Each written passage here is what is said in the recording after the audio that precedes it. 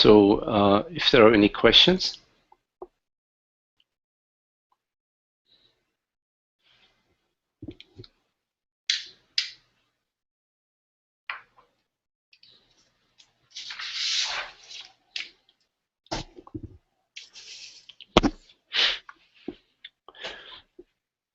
So maybe I can start with a couple of questions that were sent to me last week.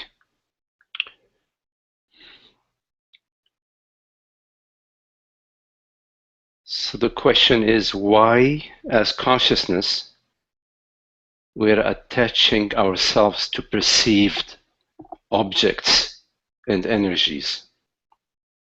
Why, as consciousness, are we attaching ourselves to perceived objects? Is it because we are unaware of our true nature? Is it because we are dreaming?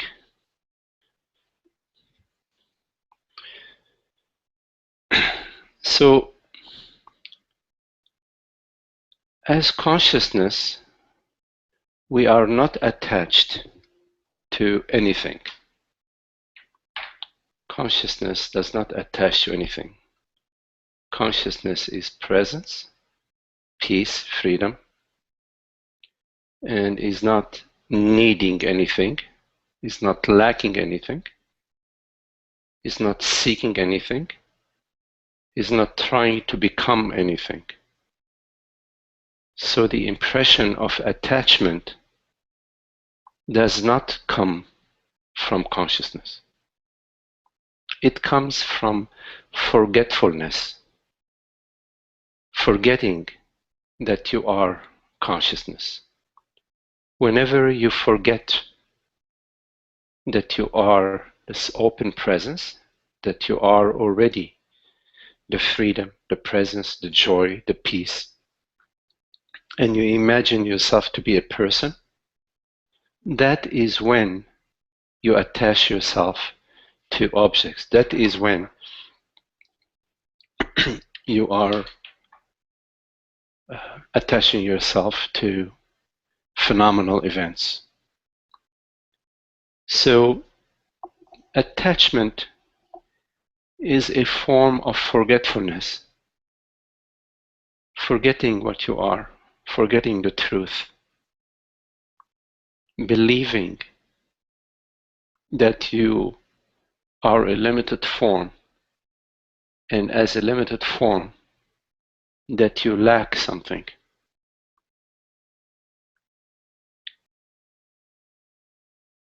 So the question also goes, do we attach ourselves because we are dreaming? No, no. You can be dreaming, for example, dreaming this perception right now, without attaching yourself. There can be a dream, meaning perceptions, sensations, feelings, thoughts, without attachment. Please make sure you mute your mic. Make sure you mute your mic. So, thank you. So, a dream does not imply ignorance. There can be very happy, very sweet dream.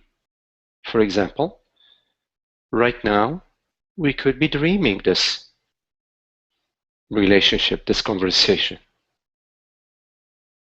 And yet this dream is a sweet dream. It's a happy dream. It's a dream of friends coming together, exploring together, contemplating together, without any attachment, without any sense of lack. So the dream, meaning the mind, when I talk of the dream, I'm referring to perceptions, sensations, thoughts, memories. These are dream events. They are dream events because they're constantly changing. Like in your night dream, whatever images arise to you in your night dream are constantly changing. And so the phenomenal events, which are perceptions, sensations, and thoughts, are dream events. This does not imply ignorance. Ignorance refers to feeling and believing that I am a mortal body-mind. And with ignorance comes unhappiness, a sense of incompleteness, a sense of need. And from this sense of lack, the mind projects via thought, projects happiness in relationships or happiness in objects or happiness in experiences, and pursues these objects. We pursue these objects. And whenever we attain these objects, there is a momentary, a temporary end of desire. There is a temporary peace that we love, that we revel in. But then, because our peace and our happiness was attached to a form, to a situation, to a relationship, to money, to a house, to a job, given that relationships change, world events change, the economy changes, the weather changes, then your happiness is short-lived. And when your happiness is short-lived, then you seek the next object.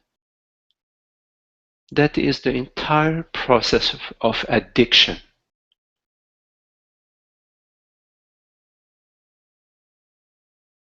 Addiction is a focus of the body-mind onto a certain phenomenal event. It could be alcohol, it could be sex, it could be power, it could be a need to be admired, etc. But it always addictions relate to a sense of lack that is projected onto an object. And the sense of lack is only possible because you imagine yourself to be lacking. You imagine yourself to be a mortal body-mind.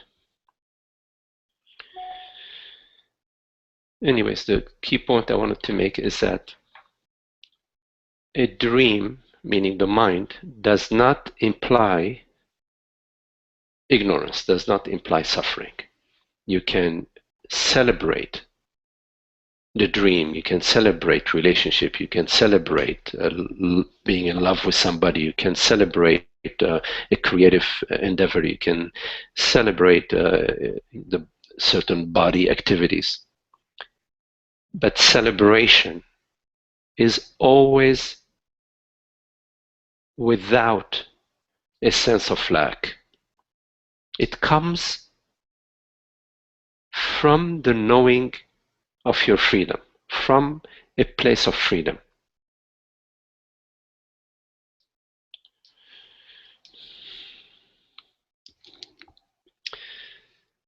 There was another question. The question is, can we talk a little bit about decision making? You know you are not a person, and given that you know that you are not a person, how do you decide about anything?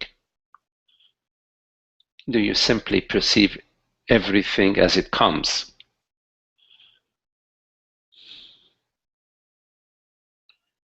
From the perspective of the screen, there is nothing to decide. But in life, I clearly see my personal intentions. Who is making decisions?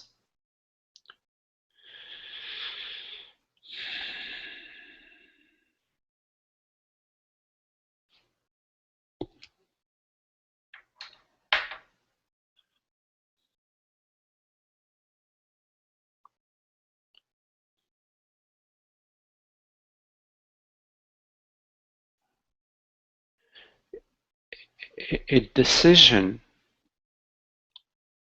to act in a certain way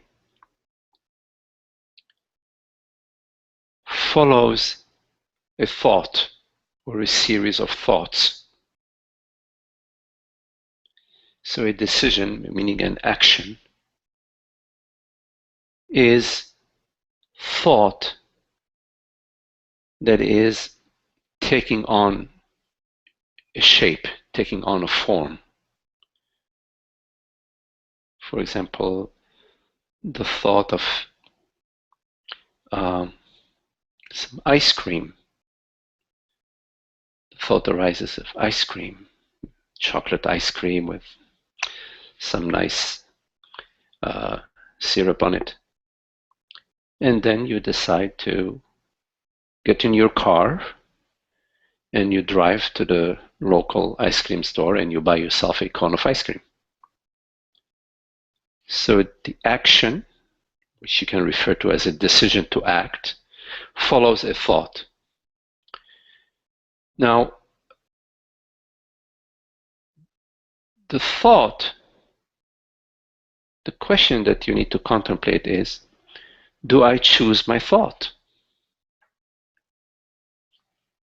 It's a good question to ask yourself.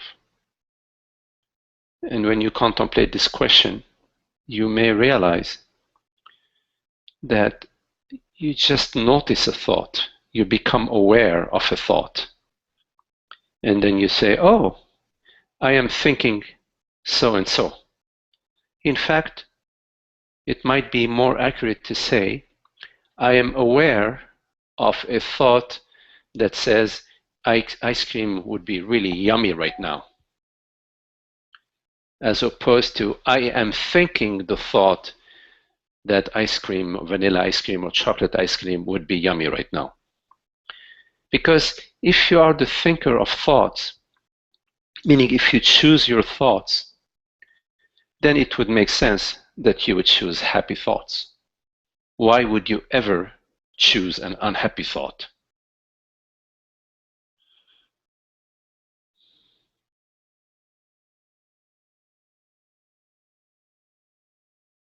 So given that you simply become aware of thought, it implies that thought comes from beyond. It is not generated by a certain personal will. It is simply noticed, and upon being noticed, there might be so much energy in the thought that you might have no choice but to get into your car and go get some ice cream. Or there might not be enough thickness to that thought, enough density to that thought. And you might say, I'm just gonna go for a walk instead. Right? So given that you don't choose your thoughts, then you don't choose your action. So there isn't a personal actor. There is simply awareness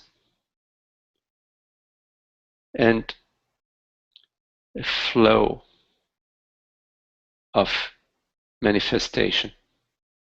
Like in your dream, there is a flow of dreams, of images, different sceneries, different dream characters appear to you. Now the key thing is to understand that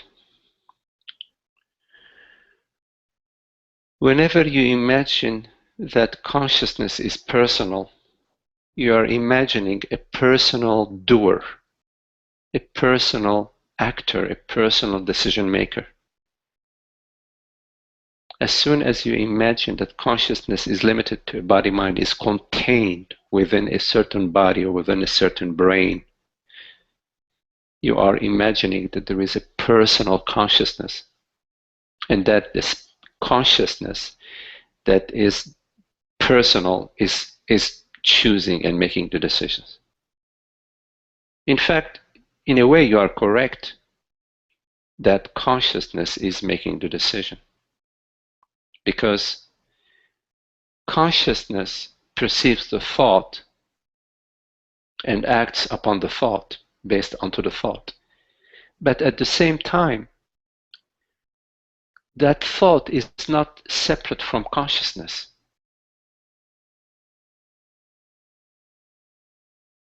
Like right now, for example, if you think of the Bahamas, being on the beach in the Bahamas, if you look at where is that thought, where is the location of that thought, you will find that that thought is intimate with yourself. It's intimate with the consciousness that is aware of it. In other words, there is no distance between a thought and consciousness. So in a way, thought is arising out of consciousness, but it's made out of consciousness, like a dragon. A cloud takes on the shape of a dragon, or the shape of a butterfly. This butterfly shape is made out of the cloud, is made out of moisture. In the same way, a thought is made out of consciousness. It's not separate from consciousness. So you're correct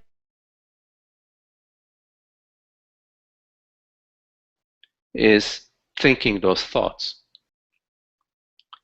But what you are mistaken about is the belief that this consciousness is limited to a body-mind.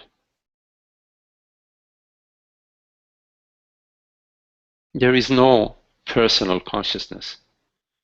Consciousness is universal. So in a way, the universe thinks thoughts, and the universe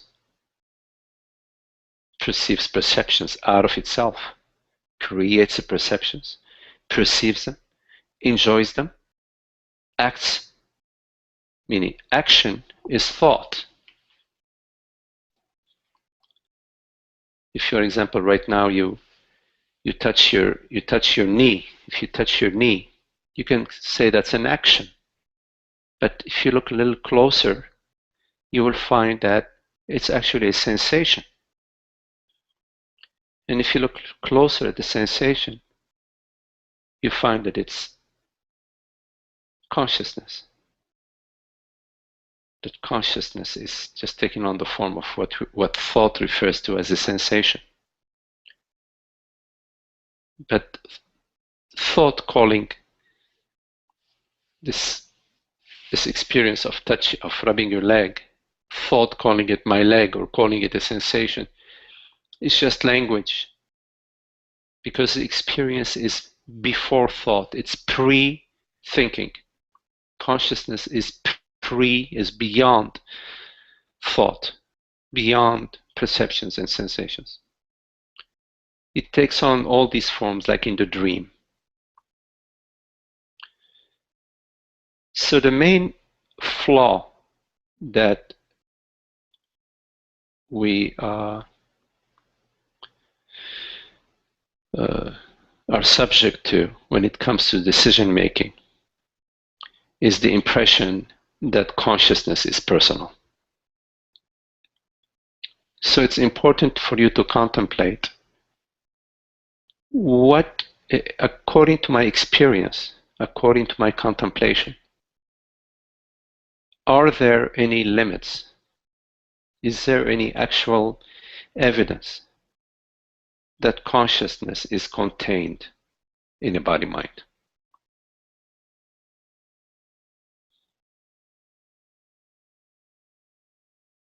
Ask yourself, where does this perception start? Where does consciousness start? Where does awareness start? Where does it go? Where does it move? Does it move to the right? Does it move to the left? Ask yourself, does it have a shape, a form?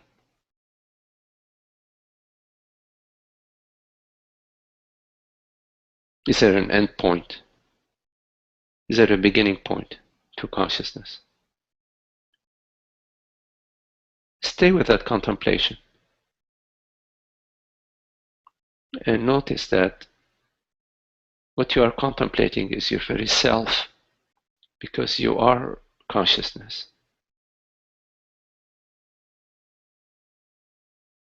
It's not an intellectual,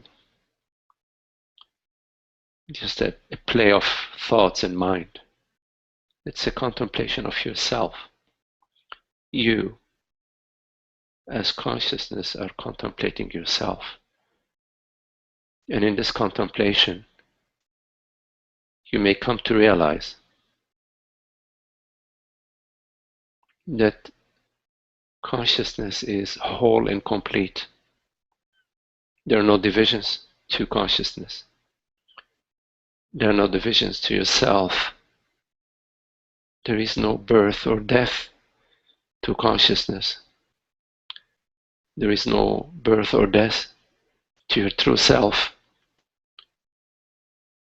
And there is a great relief and a great freedom, peace and joy in this understanding.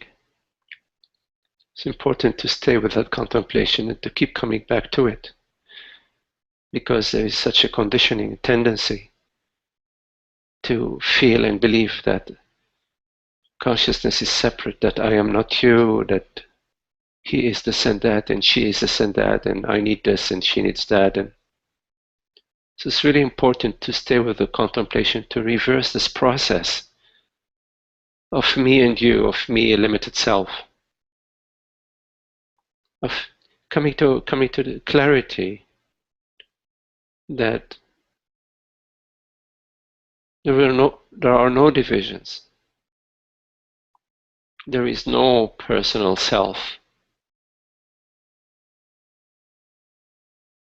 There is no end or beginning to peace and happiness. Peace and happiness is eternity. And that consciousness does not lack anything, is not seeking something, because it's wholeness, it's totality.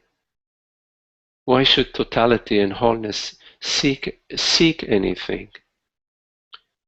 All seeking comes from the impression that I am a person.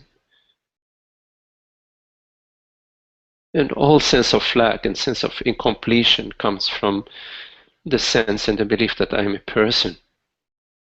It's very important to contemplate this belief structure and to look directly at your experience and notice that your experience is undivided, whole and undivided.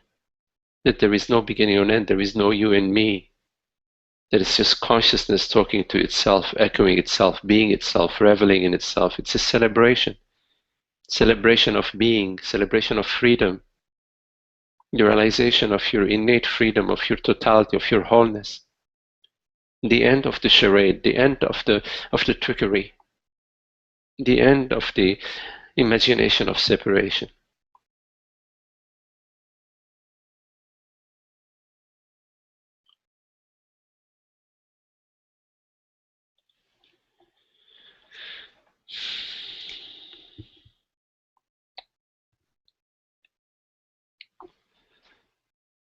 Isaac, I'm reading your question. Could you comment about the pressure and stress that the economic system and social rules impose on your relationship with the world?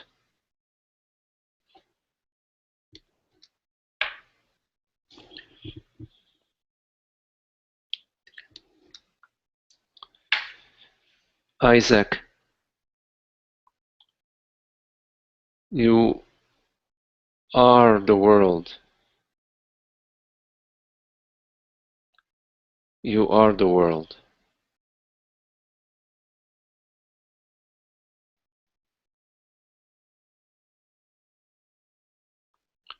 You are the universe. You are the infinite universes.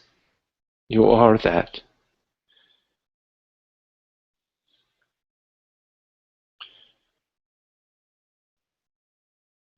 You are dreaming this dream, Isaac. You are not in this dream. You are the dreamer of this dream.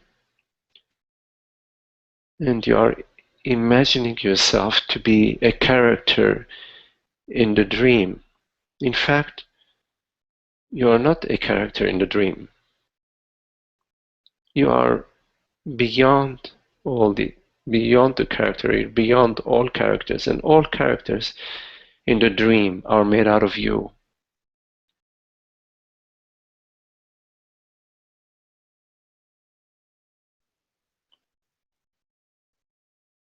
We maintain the economic system and the political systems by being a person, by buying into it. We maintain it by buying into it. We say, yes, I am a member of this society. But that's just a dream conversation. You're not a member of anything. You're not a member.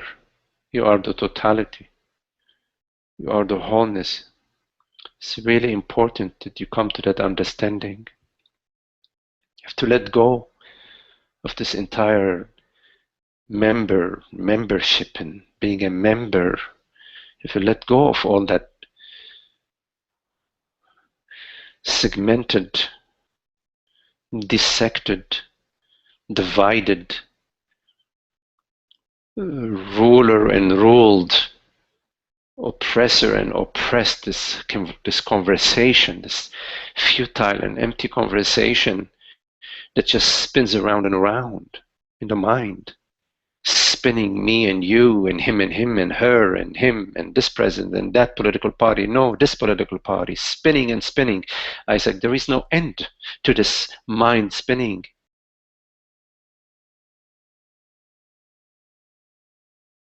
But you are not spinning. Consciousness is unmoved and unstirred, like the wide open sky, the weather, sunny day or a storm arises, the wide open sky remains infinite and untouched, unstirred, unmoved, undisturbed. It's beyond all of that, beyond the weather. What you are is beyond the weather, beyond political systems, beyond social systems, economic systems, and all this conversation. You have to go to God. You have to go to truth. You have to go to the reality if you are interested in the real answer to your question and not in some conversation about politics and about the social systems. Of course, in your daily life, you be as generous and kind as you are able to. You be as loving to others and as helpful and available as you are able to, within your limited capacity, within the limited opportunities that are available to you. But there is no sense and no need to engage in all these intellectual conversations about political systems and social economic systems. There is no system that is correct, that is right. None. There is a slope of success, and then you hit the summit, and then it slopes down. What used to be a great system, helping the people, the social system, the communist system, helping the people and providing freedom and equality and justice to the peasant and to the laborers. Before you know it, It becomes a ruling and ruler and ruled, because there is division. When there is division, there isn't this oneness. There is not this intimacy. There is a me and a you. What do I have? What do you have? Oh, you have a better home than I have. You live in a better area than I do. You have more money than I have. You're able to have 3 full meals a day, and I only have 2 full meals, and that's no good. All that is at the mind level is already an expression of an imagined division, a belief in division, a belief in separation.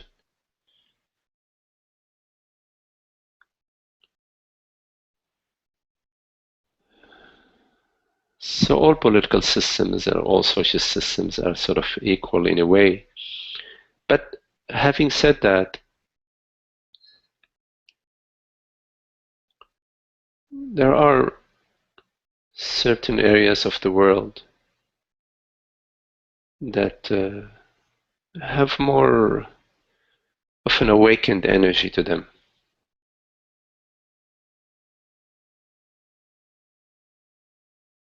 Maybe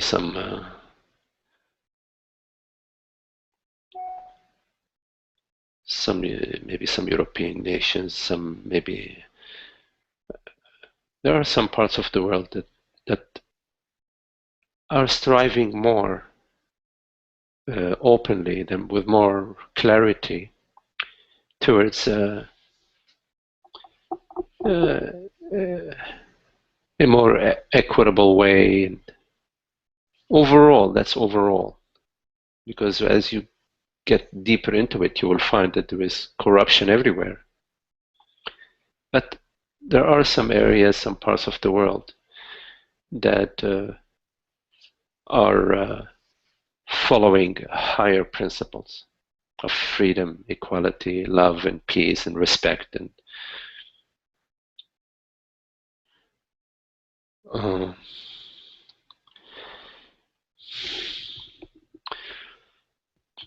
now, you talk about pressure and stress. You know, the pressure and stress come with resistance, Isaac.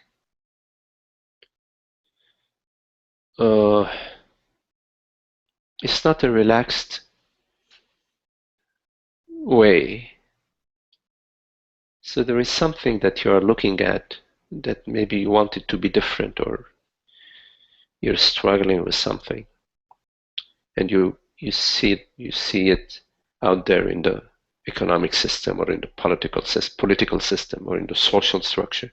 It's so you're looking at that, you say, oh, that needs to change so that I can have a better life, you say. Which may be true. Certain ways in which the society may change can bring a lot more peace and ease in your life. But it's important to understand the process of stress and pressure. The stress and the pressure, because the stress and pressure, that's very specific and calls your attention to contemplate. Of course, you could also look at the stress and the pressure and see, well, wait a minute, there may be some actual stress, in that I might be living in a very high density part of town. There's constant noise and radio and cars going by, and people. Maybe there are 2 bars downstairs, and people drink until 3 o'clock in the morning, and they get into fights, and they sing songs at 2 o'clock in the morning. So there might be an actual situation that may call your attention to consider, maybe you need to move to a different part of the town, a different part of the city.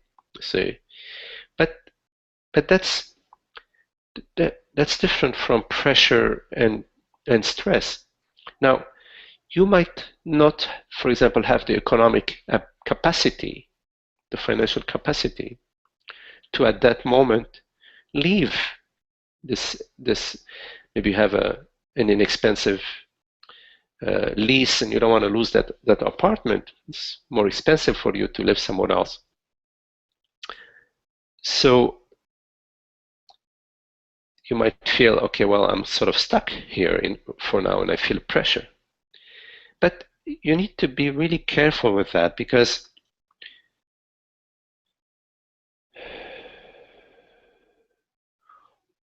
often when we adopt this point of view that I'm stuck here, we are not looking at the whole picture. We are not seeing the doors that are open to us, that are available to us. So it's better to sort of remain open, and so you're aware that you might be in an uncomfortable situation. So you remain open to a change. Say, well, it'd be nice to be in a better part of town, or to have an easier income or a better income. So you're open to that, and you remain in your openness, because it is through your openness that you can discern, that you can perceive the opportunities that may come to you. And the opportunities will come to you because you are in the openness, meaning you are abiding as consciousness. And consciousness is God, is the reality, is truth. So when you're abiding as consciousness in the openness, you're abiding in the magic. And you would be pleasantly surprised about what may unfold from such an approach.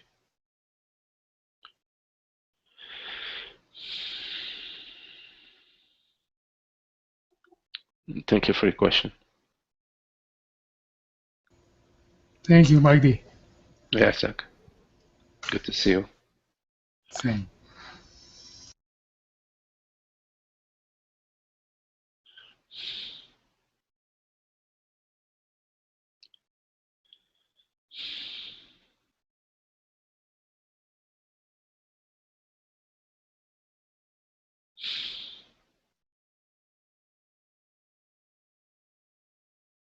You see, when you are swimming in the ocean, you don't worry about the waves. You just swim in the ocean. You don't worry, oh, this wave, that wave.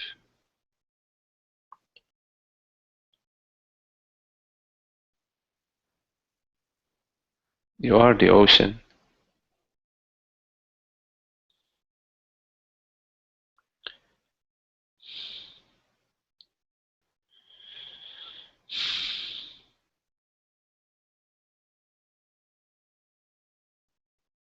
So, recognize that, celebrate that. This is this is a this is the celebration.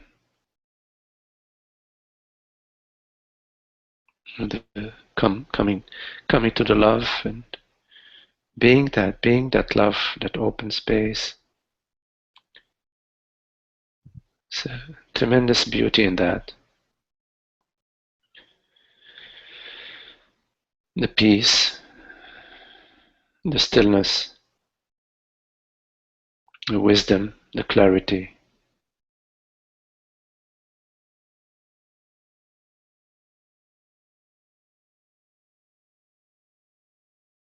Don't forget all the river, all the streams, they flow to the ocean.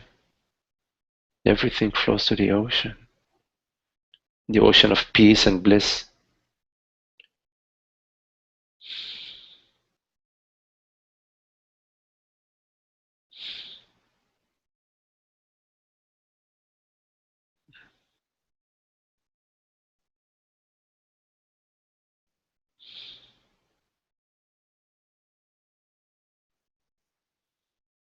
There is no higher grace than the recognition of yourself, the recognition of your true self.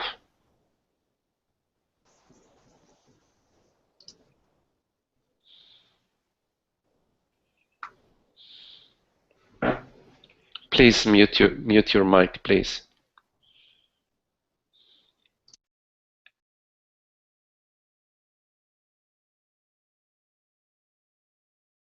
Everything else is secondary to the recognition of yourself. Everything flows from the recognition of yourself. The recognition of yourself as presence, as peace, as freedom, as love. We all aspire for love. We all love love. Everything comes to love. Everything flows to the ocean. So the recognition of your true self should be your highest priority.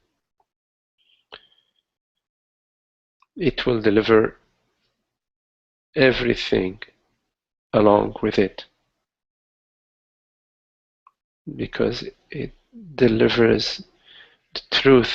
It delivers the reality of consciousness, the universality of consciousness. Everything is made out of that.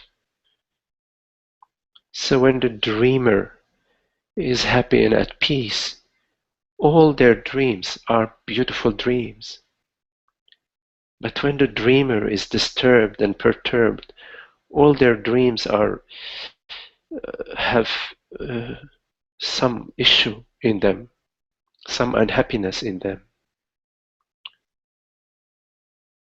You cannot make the dreamer happy via the dream. In other words, a dreamer is not happy because they are dreaming happy dreams. The dreams are happy dreams because the dreamer is happy. You follow? It comes from the source, the source, the I am. So the exploration is not how can the dream make me happy, or how can I have a happy dream. That's not the contemplation. The contemplation is, what am I truly? And in this contemplation, you come to realize that what you imagine yourself to be is not what you are. What you think you are is not what you are, because these thoughts appear to you. You are beyond what appears. You are that to which thoughts, perceptions appear. You are that to which sensations appear. But you also, whatever appears, does not touch that knows the appearance, that perceives the appearance. So you can notice, for example, that as a metaphor in your night dream, whatever your night dream may be, you might dream that you broke your arm, but when you wake up, you don't have a broken arm.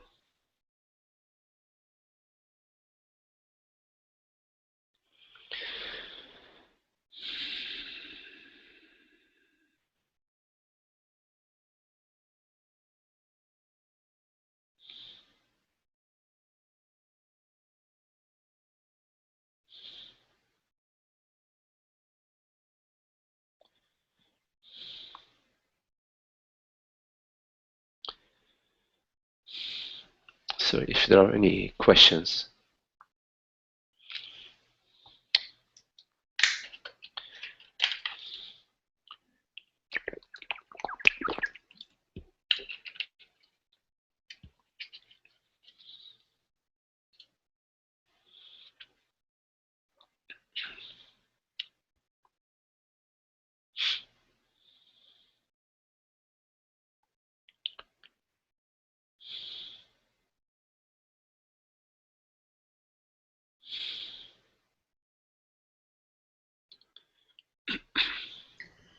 Magdi? Yes, hello, Ananda. Hello. I just kind of just got here, so my thoughts are not totally collected. But here's what I've been pondering: Mm-hmm. is oh,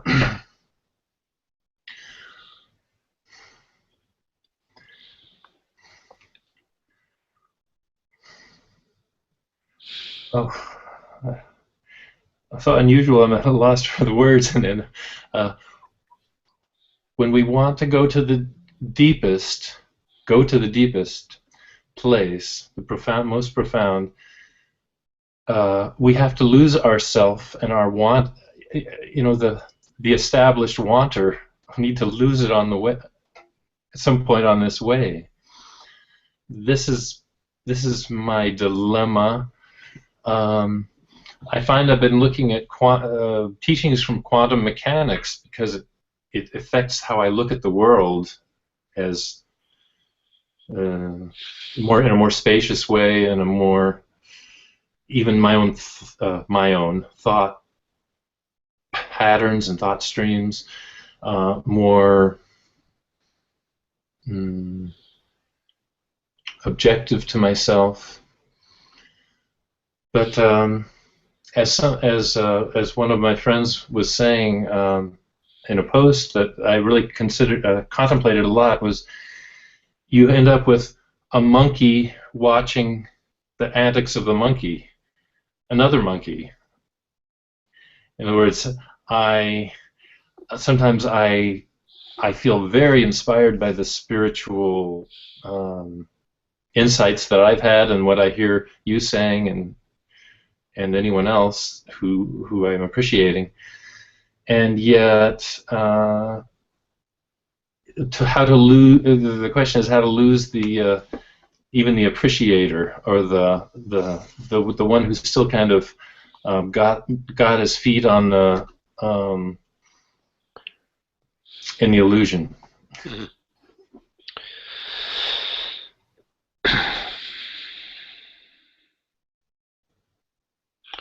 There is only one reality, Ananda.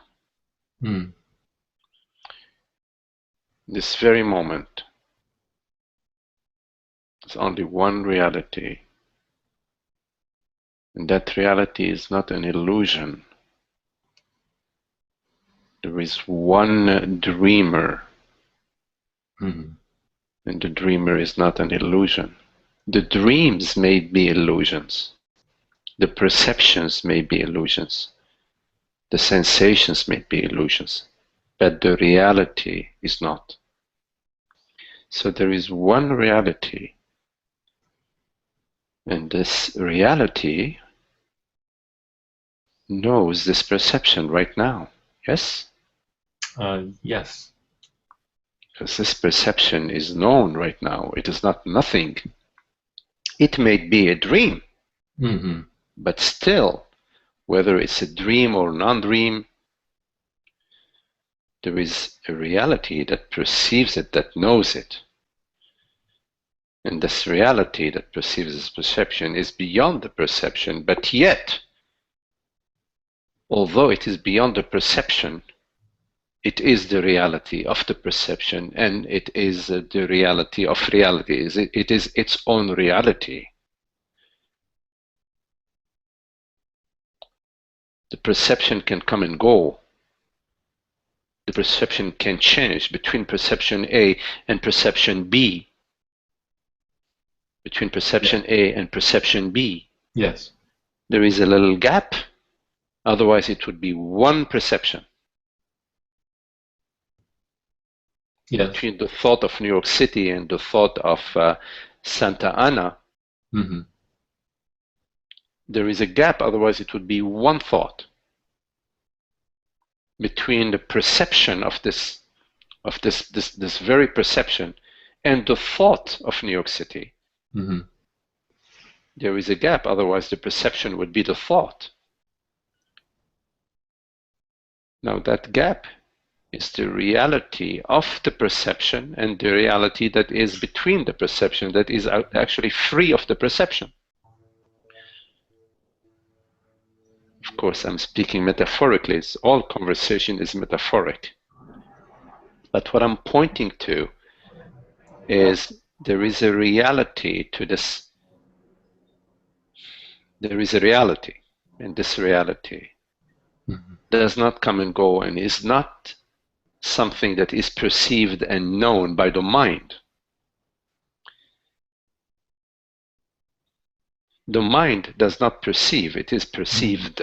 Perceived, it is known. Meaning thoughts, perceptions, sensations, whatever you're reading, whatever you are contemplating is an object of your perception, but your perception is beyond that. Now, when you perceive something and you feel this wholeness and this love and this yumminess, at that moment, there is no me. There is just pure delight. And then the mind says, oh, I had this great experience.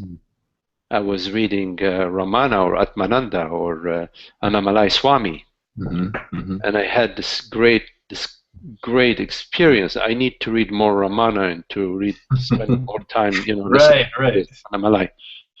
But at the moment of delight, it is beyond the phenomenal events. So you could say, for example, like you are reading Ramana, it's like walking and then to the edge of a ravine, and at one moment, there is no more Ramana. Ramana is up on the cliff, and you're in the free fall of bliss and peace and happiness and freedom. Yes. So in a way, you could consider that Ramana was some sort of divine raft that was orchestrated by consciousness. Somehow consciousness brought you to reading Ramana or Huangpo or whatever you're contemplating, or somebody's post on Facebook. Consciousness brought you to that raft, and you took that raft. Somehow it's consciousness doing that took you to the edge and then dropped you, meaning released you, not really dropped you, released you from the me. You left Michael, you left Ananda at the cliff, at the hill, and then you went into the free fall, into joy, peace, and bliss and happiness. It's beyond the mind. You see, and then the mind comes back and says, "Oh, gee, I'm having these experiences, and I'm getting, I'm getting addicted to Ramana and so on and so forth, and it may be true, because at the mind level."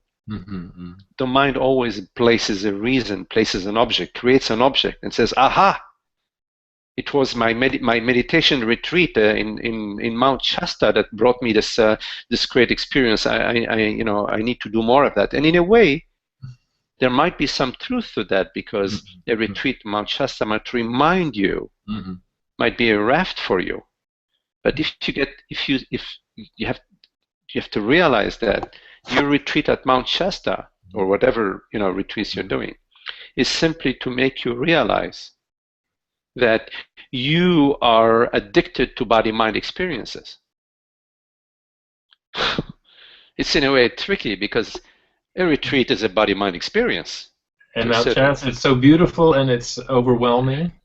Right, and in a way, this body-mind experience of Mount Shasta takes you beyond the mind. Which is like really beautiful. Like some body-mind experiences can take you beyond the mind, such as a beautiful piece of art or beautiful piece of music. You listen to it and you're transported to beyond. You see, what matters is that you celebrate and recognize this joy and freedom, because it's a taste of God. You are in the hands of God. You're in the lap of God. You're at Mama's breast at that moment. You're in heaven. You see, you don't need to be concerned about, how do I do it again? Just enjoy the heaven. Now, the revelation that a great piece of art or a great insight reveals to you is that the celebration, the joy, the freedom is beyond the pointers. Is not within anything. It's not. It's limitless. It's limitless. It's infinite. In a way, a finite form that is divinely inspired, such as maybe a Beethoven symphony. It's a limited form that is divinely inspired, takes you to the infinite, takes you beyond the form, takes you to the divine. It's taking you beyond it. It's a raft that takes you beyond. It takes you to your freedom, to your innate freedom, to your inherent freedom. So you recognize that, and you go, "Wow, I am that. I am that," which is different from saying, "Wow, I have this experience when I watch a beautiful sunset," because you might be walking around and look at the sunset and just be totally transported, and then you get addicted to the sunset. And every day you're sitting out there waiting for the sunset or the sunrise, and it's disappointing because the mind came into the picture. The mind meaning it created a me. There is a me now, and a me and something, a me and the sunset. And there is an objective. My objective is to have this beautiful experience, which is now sort of, it's a stored experience in my backpack, and I want to have it again. So I group myself as a me, and I project this sunset that will bring me this experience. It's a division.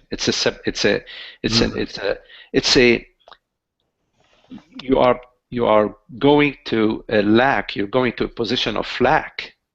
That I, meaning I as a person, is lacking something, is needing something, must have something, and need to get something.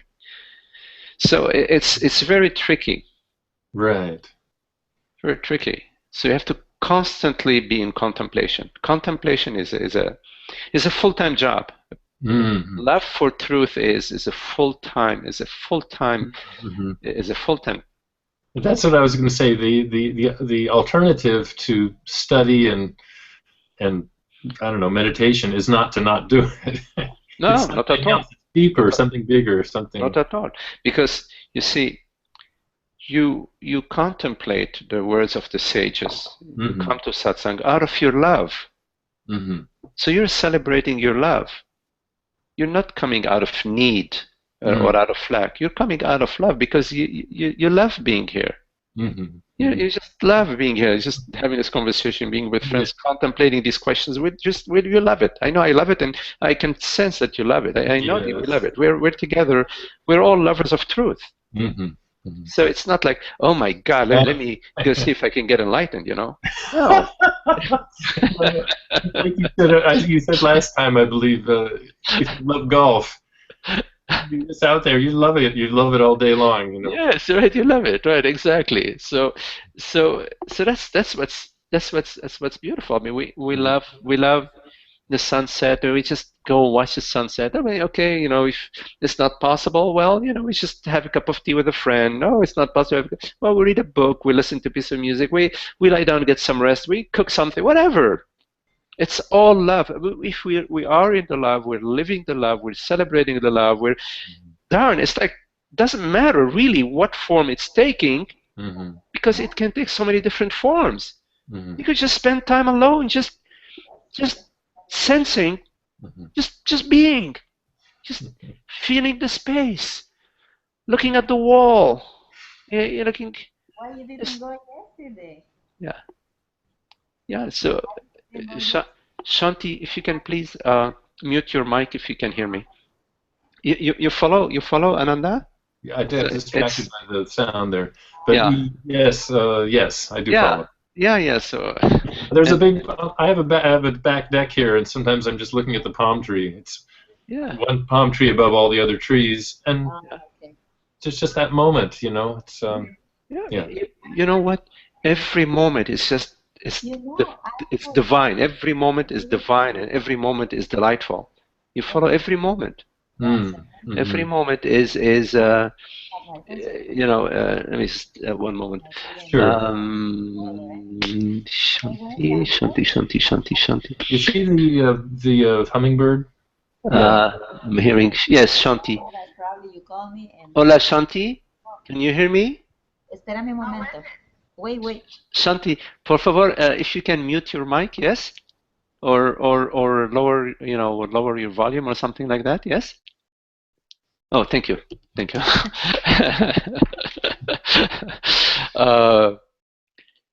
So, as we were saying, celebration it's like a child, like it's really so funny, like little babies.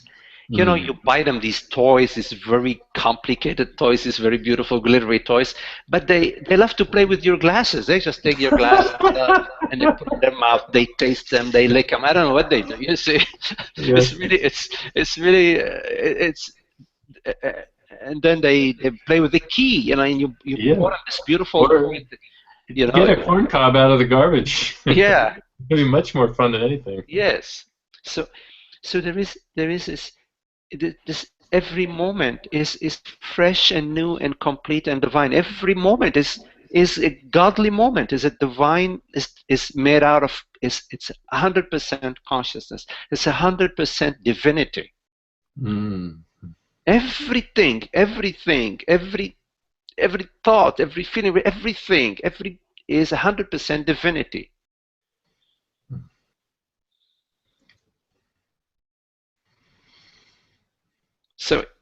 So we're in the Garden of Eden. We're in Nirvana. We're in a paradise. Paradise is 24/7 divinity. You see? So it's just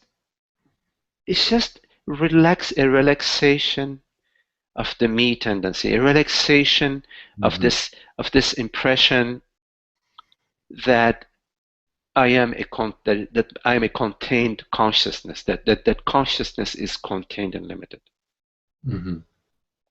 You look in this moment, like just being here together. Where are there any borders? There are none. It's just pure love. It's pure. We're savoring. It's a savoring, 100% savoring everything about this.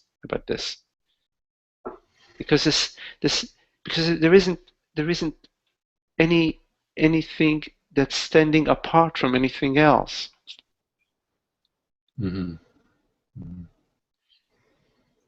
Yeah, it's very, when you point it out like that, it's very nice.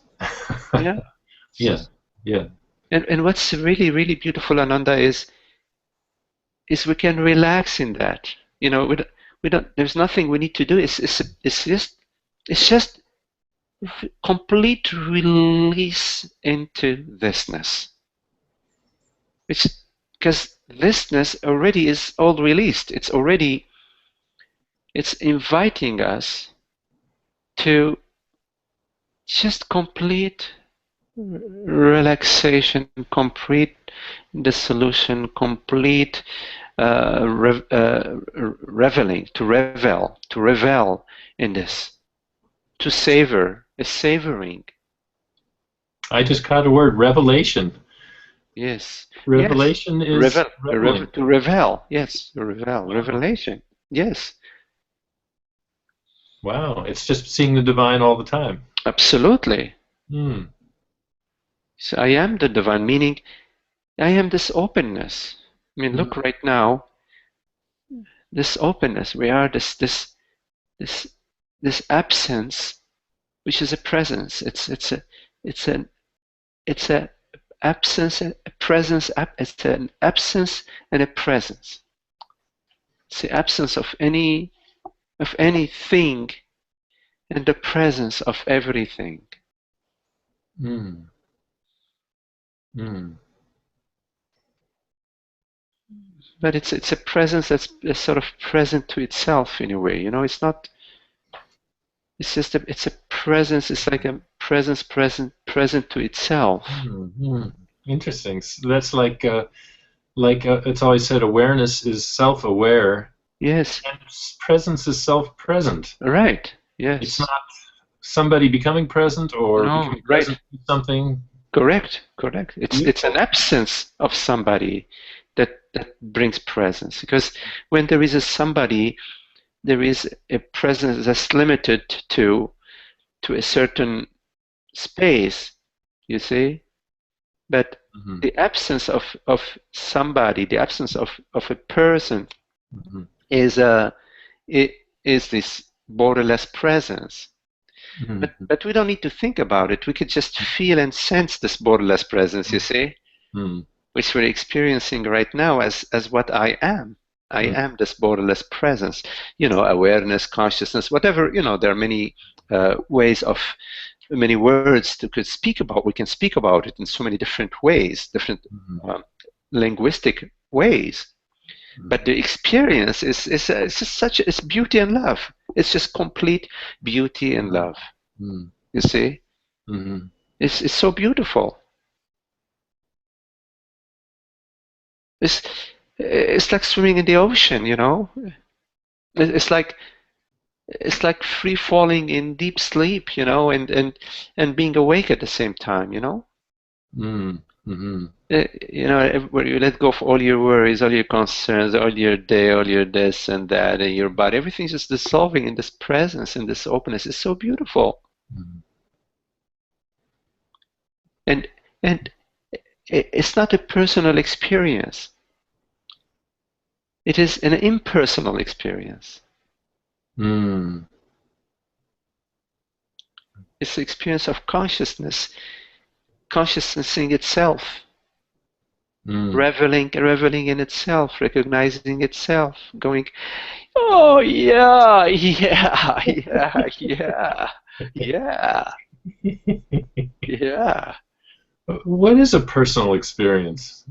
I'm sorry, what was that? What is a personal experience? What is a personal experience? Yeah. Yes, a personal experience. A personal experience is an unhappy dream. An unhappy A dream. dreamer, yes, yes. A personal experience is not loving you. It's like Mm. oh well, I love you if, oh I love you when, or I Uh, love you as long as, or mm. I love you, or I loved you, and maybe I Uh, love you. The personal experience is conditions, limitations, is a me and a you. mm. I'm person A, you're person B, and oh, well, yeah, I like you today, but I'm not sure. Like, if you Mm. continue to be a good guy, I like you again tomorrow. You see, Mm. but Mm. don't deviate from. Here is my hidden rule book. Uh, The fine print. Oh, Ananda, I love you, but I'm not going to show you the fine print. You see, I love you, but oh, let me look at my fine print. Yeah, yes, check, check, check. Oh, a little X here. Ah, he does not smile at my jokes. Ah, you know. right. A personal experience is a bad dream. Mm. Yeah, like you said, a party pooper. Yeah. Yes. I It's just it's love. it's it's choosing the tortuous path Mm. while the open path of love, beauty, freedom, joy is 24/7 available to us. Mm.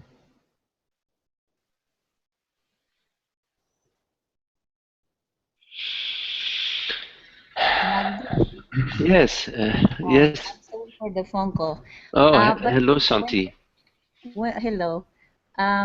But when you're saying that, it's, I don't know, somehow I get like I totally understand. There is a space in which I totally understand what you're saying, but also just the fact that we are here in Satsang, it means we are thirsty for that. We are like wanting that. We are wanting to have that experience of 24/7.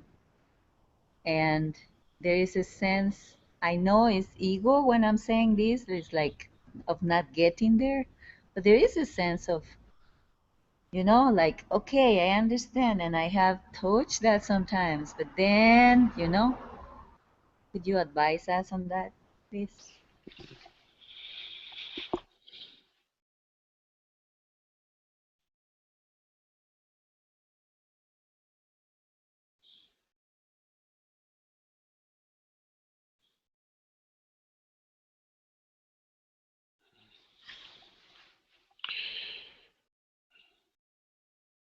So, Shanti,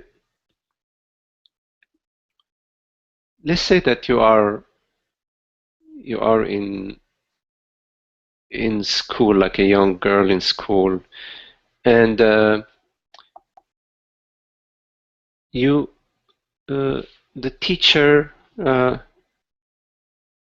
sits. Every person has their seat in the class, but the teacher changes the seats around. Changes the seats around, and so every day you're sitting next to a different person.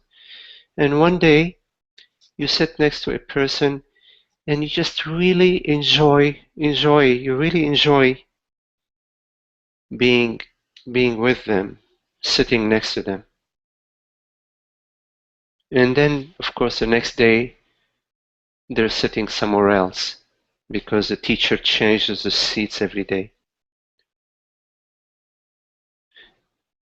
But since you met this classmate, every day you are excited and hoping that somehow they will sit next to you again and that you will enjoy being with them. So what is drawing you? What is drawing you is this experience of love where you were with a friend and everything that they said or you said was met with love, was resonated, meaning there was no argument, there were nothing to protect. You didn't need to protect yourself from that person, nor did they need to protect themselves from you.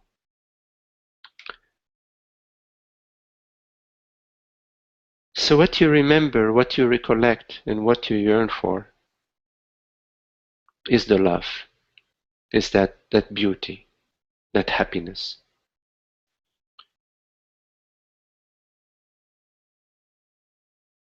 And this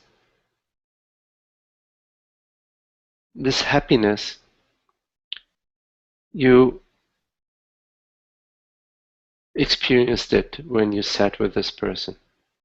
And it could be that 2 weeks later, again, they're sitting next to you. And it could be that you experience the same happiness. Or it could be that you don't. We don't know. But what we know for sure is that you did experience this happiness. And you did love it. You love it.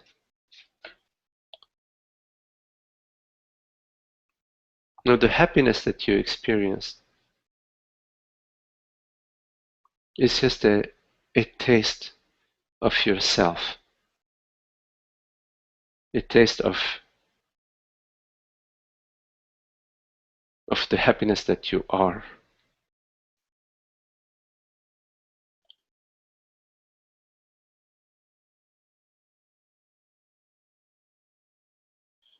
Because at that moment,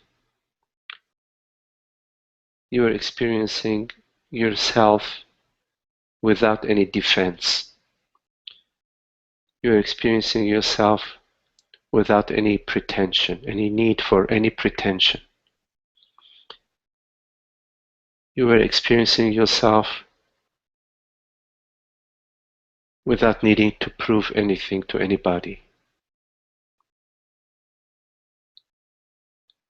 So you are experiencing yourself without the mind. And that experience of yourself without the mind is a very beautiful experience.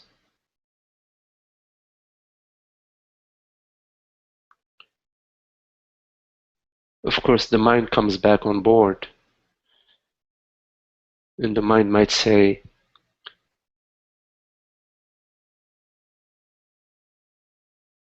of course, I want this happiness again.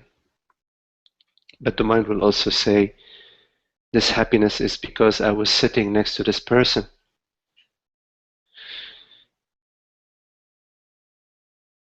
And it could be that the next time you sit next to this person would be happy, but maybe the third or fourth time might not be. Who knows? So you come to satsang because you have a glimpse of yourself in the absence of the mind.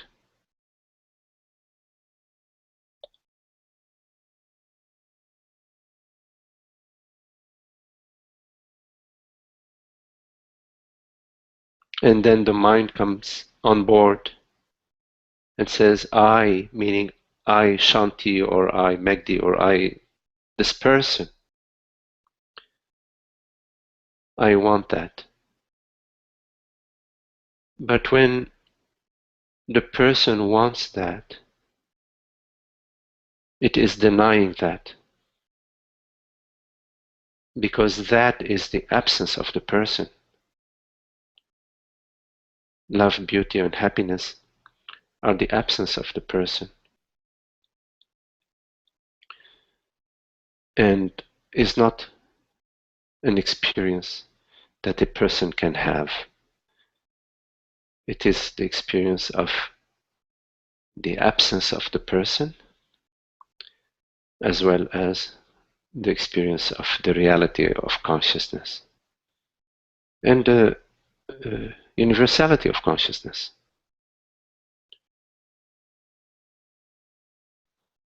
So when I say a person is a rejection of God,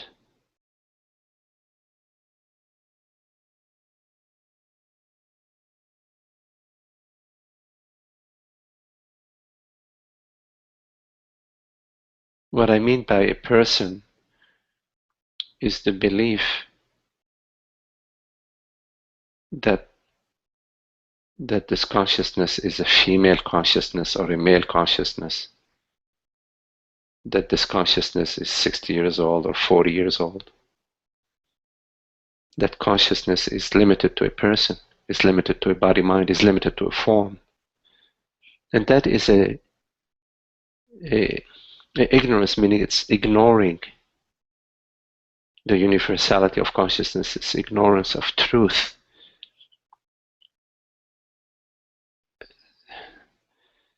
So a person, by definition, is limiting consciousness to a form, limiting the infinite, limiting the formless to a form. But the formless is beyond form. Form is simply the dream of the formless. There is no container to consciousness. There is no limitation to presence, to the formless, empty, and infinite knowingness. There are no limits to that. So a person is a concept that refers to consciousness being limited.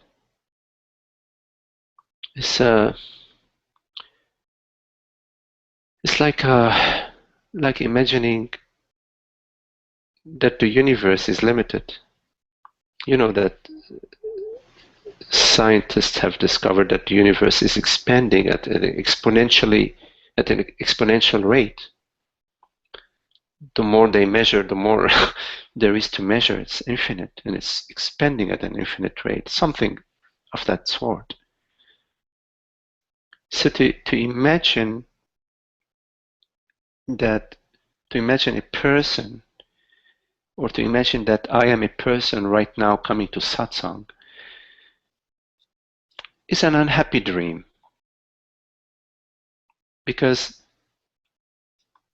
whenever consciousness is imagined to be limited, meaning whenever you take yourself to be a person, you experience a contraction. You experience a sense of lack. You experience an incompleteness.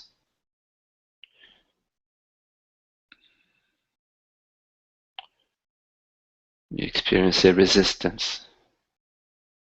You experience concerns, thoughts about you in time, regrets. You experience regrets, sorrow.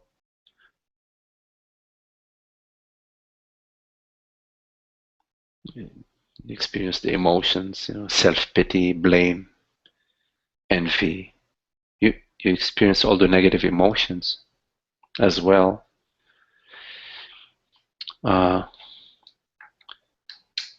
So that's what I mean when I say that a person is an unhappy dream.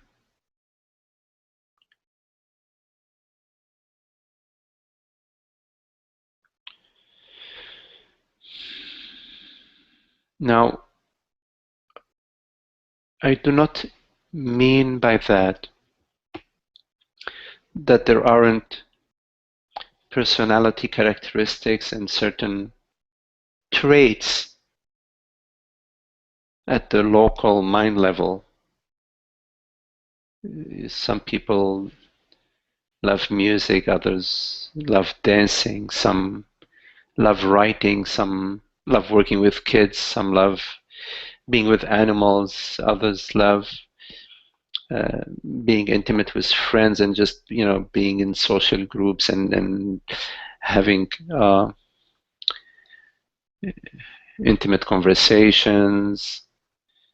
There are various talents, talents that different people have at the organism level, at the body-mind level, which are really beautiful. There is no issue with that, and that's recognized in the non-dual teaching. Absolutely, it's actually celebrated because it's a lovely aspect of the dream. But that's a different thing from ignorance, meaning believing yourself to be a limited consciousness, to be a man or a woman. That consciousness is a female, or a consciousness is embodied, that consciousness is born, or consciousness is gonna die. It's a different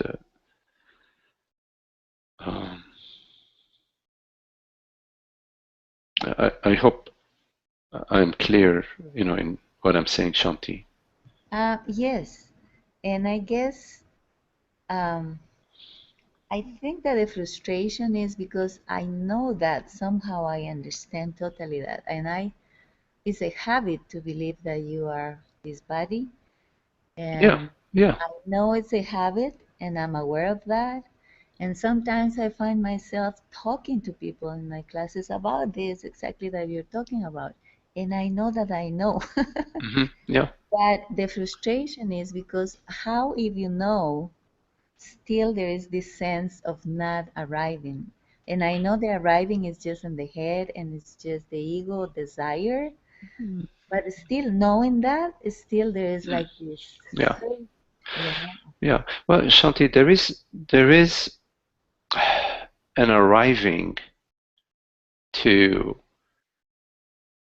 consciousness knowing itself and not forgetting. It doesn't go back and forth.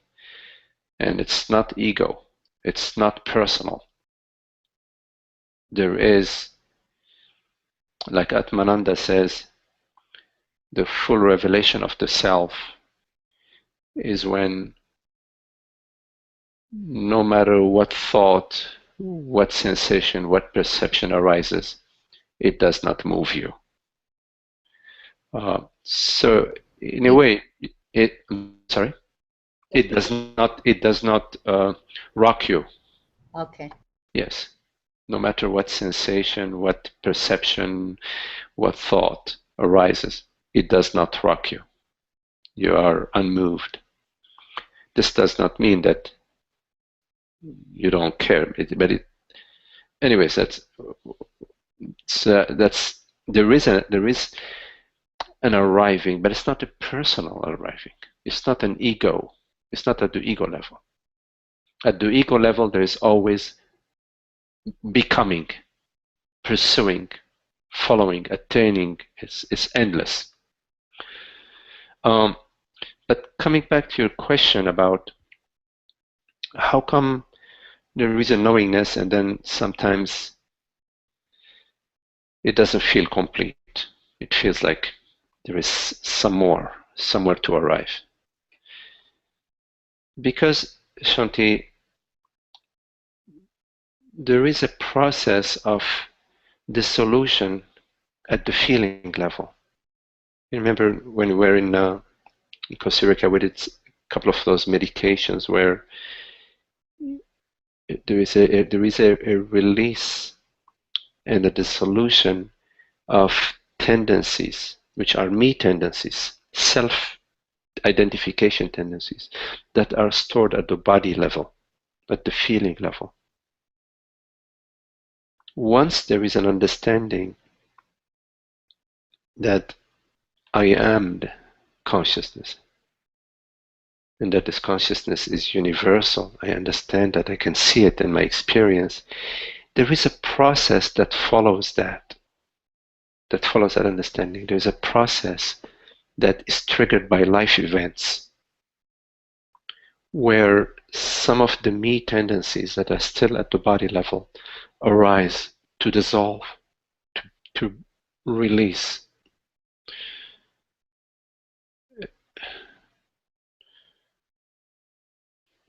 Pardon.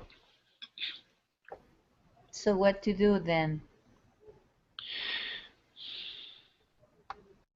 Just to let them arrive and move? Or... You know, you can conduct your own experiments. Whatever arises, always go back to the recognition that you are this aware presence.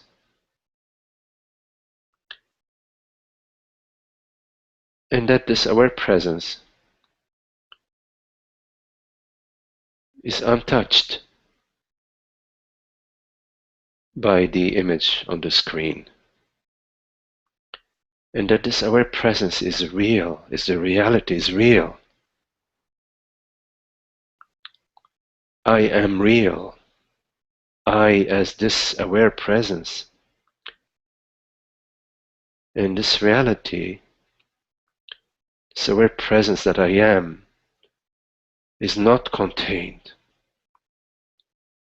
is not limited, is not inside a room or inside a body or inside anything. Contemplate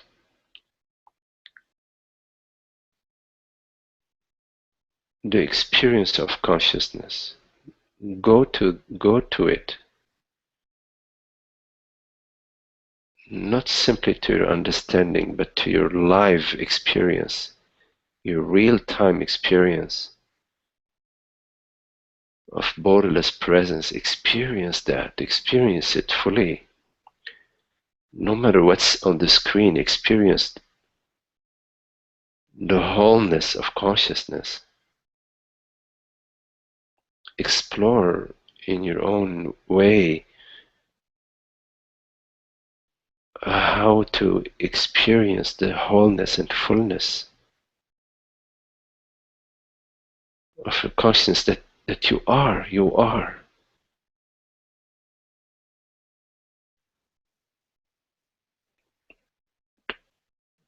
Don't approach anything as a problem, because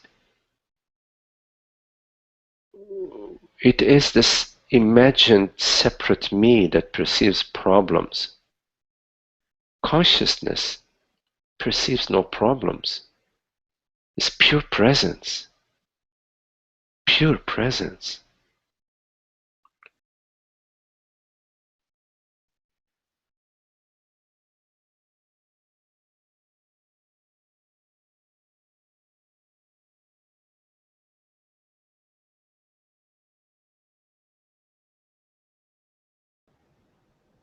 Thank you, Magdi.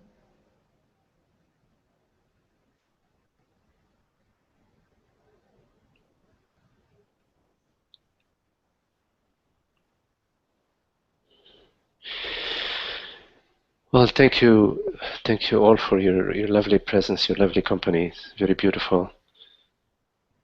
See you soon. Thank you, Magdi. Thank you. Okay. Thank you, Magdi. Okay. Goodbye, everybody. Bye, Lina. Okay. Bye-bye. Bye.